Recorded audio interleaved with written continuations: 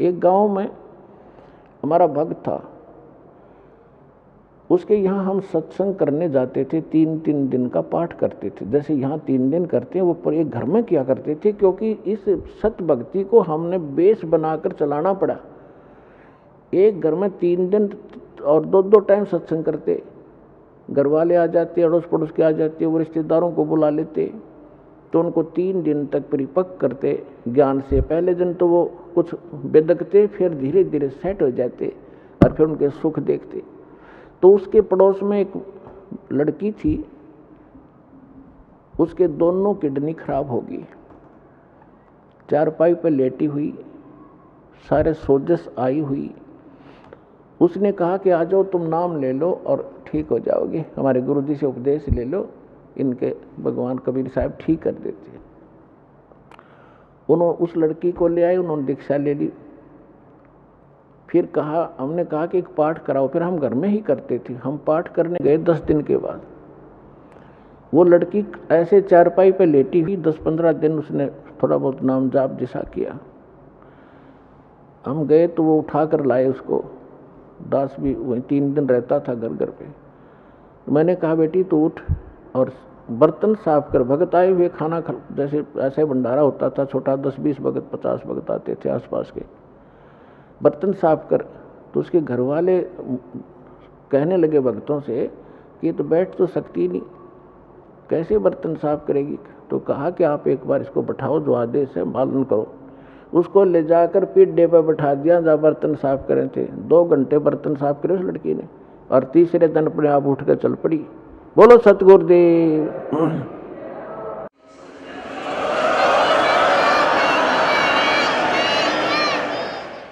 तो उसको क्या हुआ, कति स्वस्थ होगी, शादी होगी, और फिर नाम छोड़ दिया, आना बंद कर गए।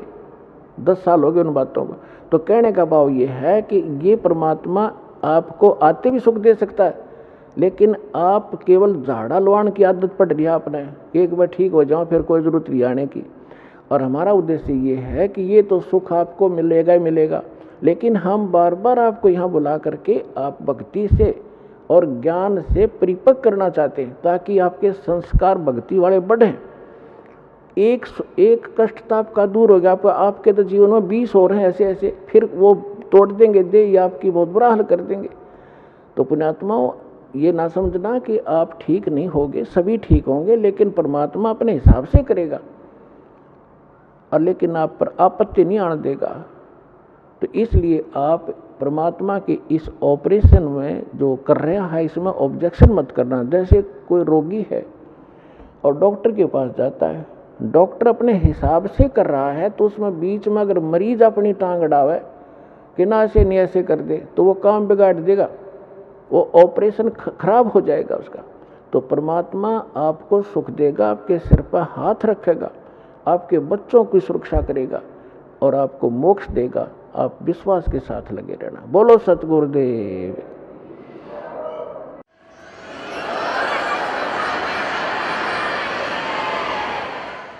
धीरे धीरे रे मना, धीरे सब कुछ हो, माली सींचे सो घड़ा, ऋतु आए फल हो। अभी तक तो आपने बबूल बो रखी थी, सब ने गलत साधना शास्त्र विधि तक कर मनमानी साधना करते थे। अब आपने ये आम का बीज प्राप्त हुआ है, अब आपने बीजा है, इसकी सिंचाई करो। इस सत नाम की, इस मंत्र की जो भी ये प्रोसेस है पूरा, ये सारा आपके इस जीवन में भी लाभदायक है और मोक्ष भी देगा। तो जैसे आम के पौधे को कोई बीजता है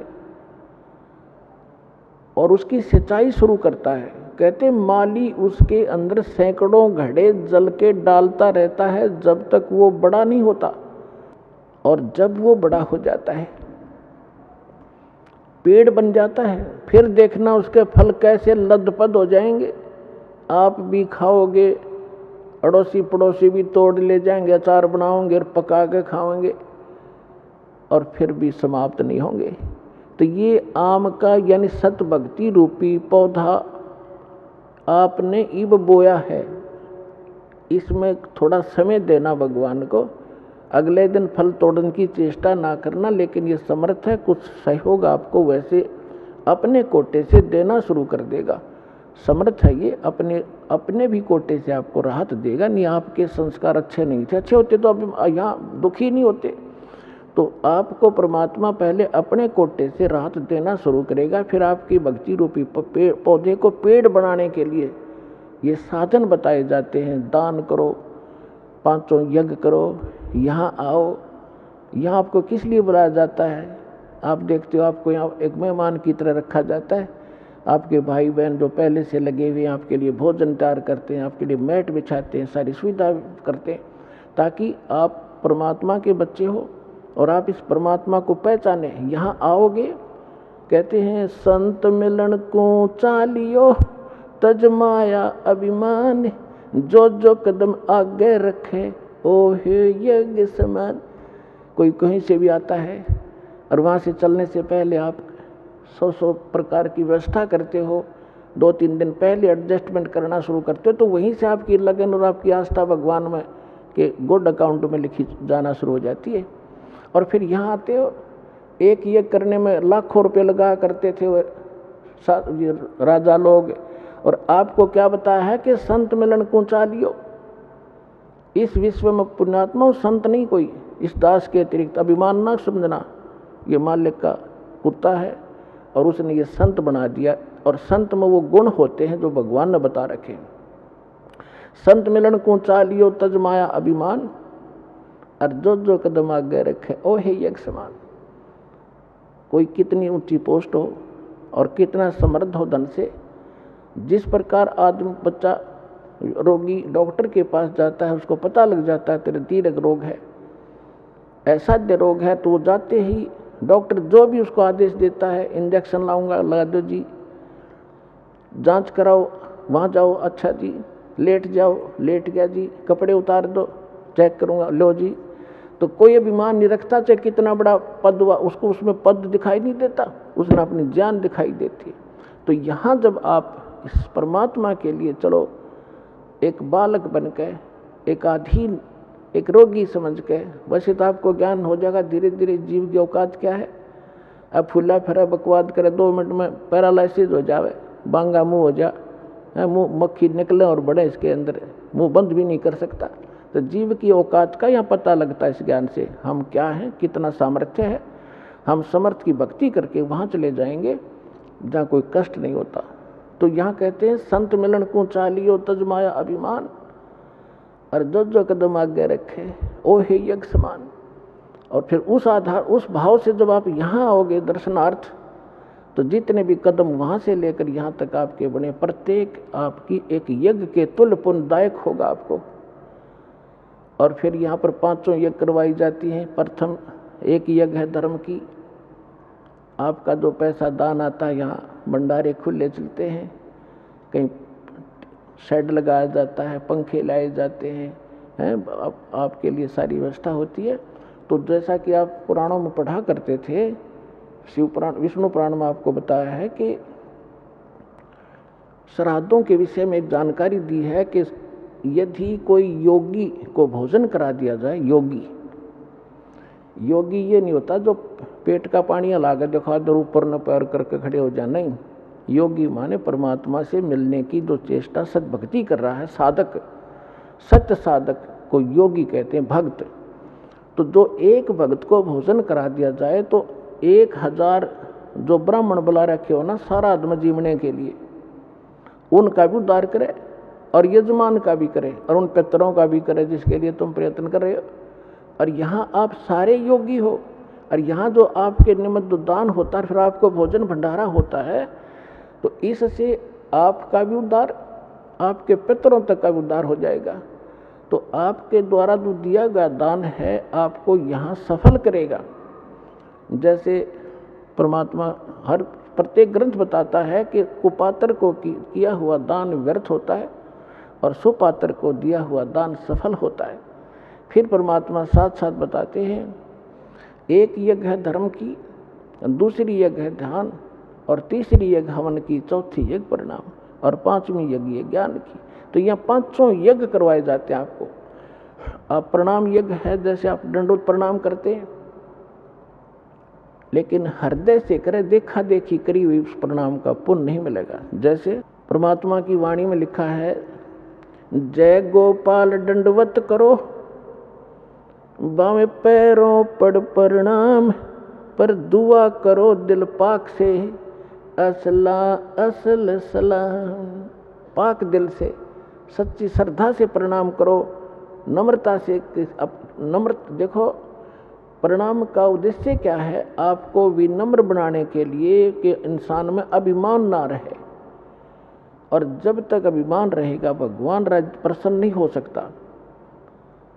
और जैसे रावण ने जो साधना भक्ति की, पुण्यात्मा आप तो लाख जन्म नहीं कर सकते, इतनी कुर्बानी यहाँ से काट के चढ़ा दिया, लेकिन एक त्रुटि रही, उसने अभिमान नहीं गया, और वो अभिमान उसको खा गया, लेकर डूब गया। कुल का नाश कराया, अपना नाश कराया, भक्ति नाश करा लिया। तो सबसे पहले अपने भगत के अंदर आधीनी होनी चाहिए। एक प्रमाण बताया है परमात्मा ने, एक उदाहरण दिया है।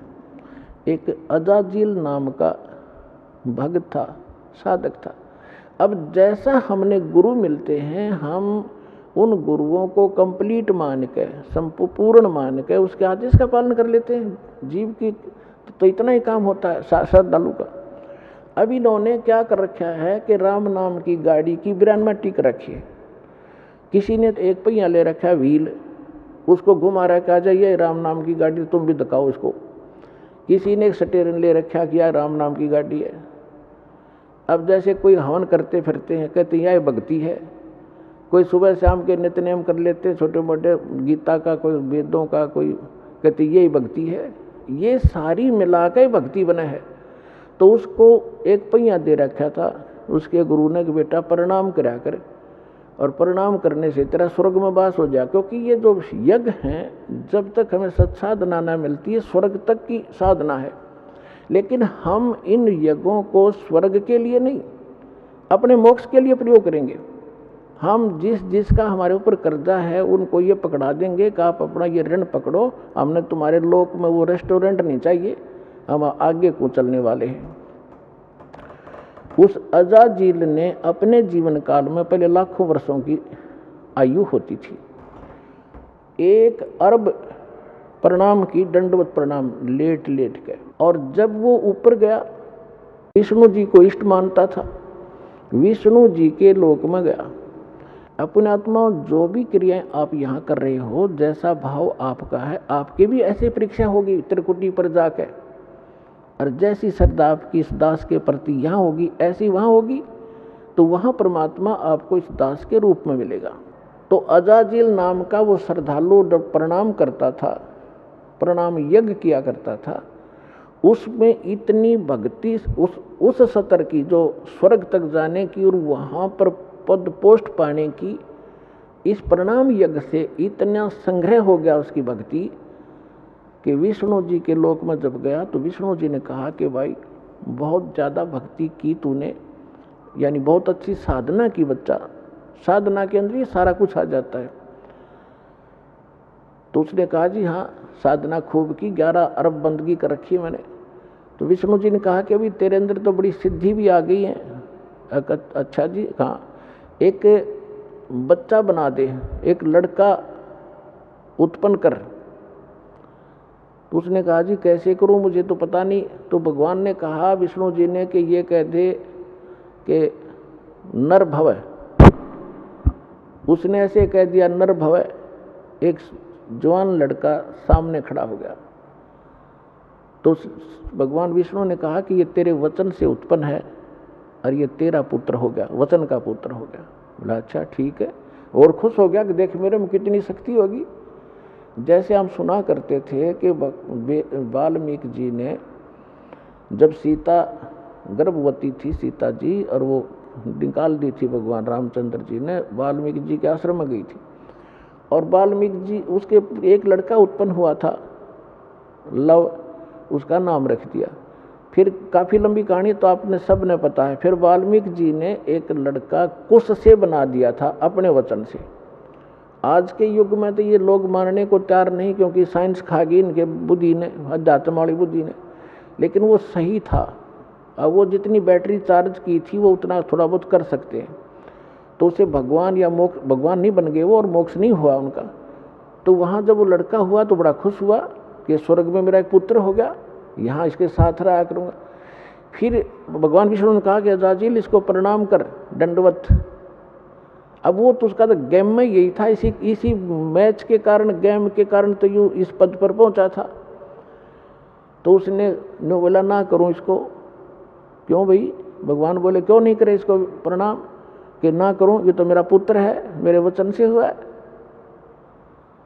अब भगवान विष्णु ने सोचा ये तो भाई फेल हो गया परीक्षा में, फिर भी उन्होंने सोचा चल थोड़ा सा इसको ग्रेस मार्ग दे देता हूँ, जब बुद्धि काम कर जाती इसकी।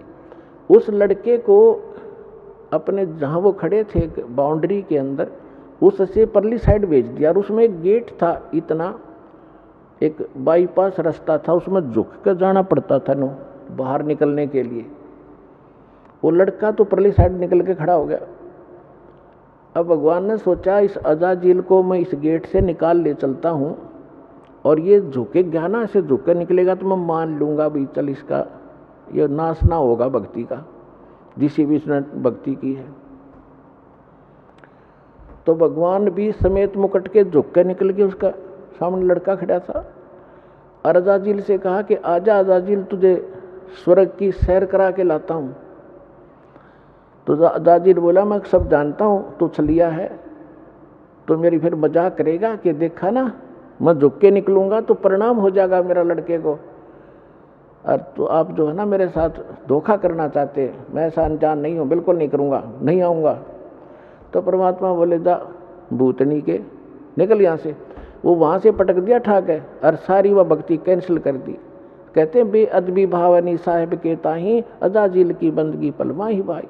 जब प्रणाम कर रहा है और जिस उद्देश्य को लेकर करा, फिर वो अकड़नियों की नो खाक तो नहीं वो साधना की, क्या रिहर्सल किया। तो पुण्यात्माओं, ये जो रिहर्सल आपसे कराई जाती है, कहते हैं जय गोपाल दंडवत कर और पैरा पड़ प्रणाम, दुआ करो दिल पाक से, असला असली इस्लाम।